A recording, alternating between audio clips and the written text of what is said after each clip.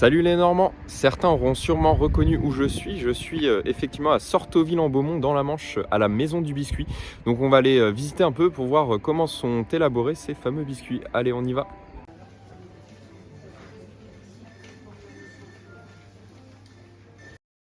Je suis la 5e génération de biscuitiers, parce qu'on est une petite biscuiterie, enfin petite, en tout cas une biscuiterie familiale qui a été créée donc par mon arrière-arrière-grand-père en 1903, donc il y a 121 ans déjà. Et moi j'ai repris l'entreprise en 2012, donc il y a un peu plus de 10 ans. Combien de personnes travaillent pour la Maison du Biscuit? Alors aujourd'hui à la Maison du Biscuit on est 30 salariés, un petit peu plus de 30, on doit être 33 au dernier recomptage. Comment se passe un peu la collaboration avec les agriculteurs? Où est-ce que vous allez chercher les matières premières? On ne travaille pas directement avec les agriculteurs, parce que quand un agriculteur fait du blé, c'est pas lui qui le transforme, mais notre meunier va travailler avec des farines locales, ou notre fabricant de beurre va acheter et sourcer son lait en Normandie, etc. Et donc, dès qu'on le peut, on va travailler avec des fournisseurs locaux. Et du coup, pourquoi avoir cette volonté de travailler spécifiquement avec des produits à origine Normandie?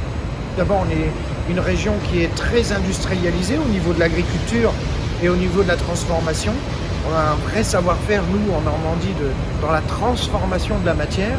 Donc, on n'a pas besoin d'aller chercher très loin des matières premières de base. Quel est un peu le rythme de production des biscuits? Nous, les biscuits, on les fabrique en flux tendu. Parce que comme on fabrique donc des gâteaux artisanaux, on ne met pas de conservateur, donc on n'a pas une grande conservation dans nos produits. Donc ça implique pour nous de fabriquer chaque jour que Dieu fait, toutes les références, ou quasiment toutes. En moyenne, on a entre 48 et 72 heures de stock. C'est très très peu.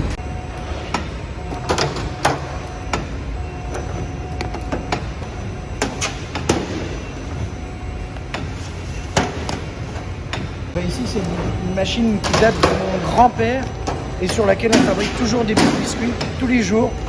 On a beau utiliser à la fois du matériel moderne pour faire des séries plus ou moins grandes, et dans le même temps, on va utiliser les vieilles grand-mères, comme on le dit chez nous, parce que c'est dans les vieux pots qu'on fait les meilleures confitures. Et donc cette machine, elle date de quand? Début des années 40, milieu des années 40. Ouais. Ok.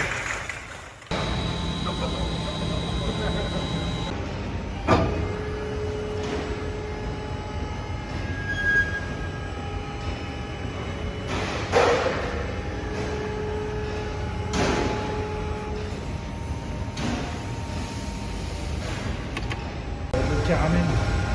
Qui était dans le pétrin juste avant. Exactement. Juste là, c'est un détecteur de métaux.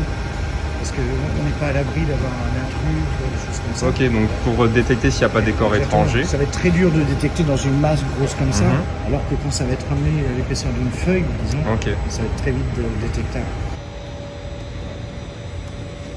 Le pâte va sortir des filières, donc là qui sont rondes. On va extruder comme un bâton de pâte rond, carré, on lui donne la forme avec une buse et on va venir couper des tranches de biscuits. Et dans à peine 10 minutes, les gâteaux vont être cuits. Test qualité. C'est bon, hein?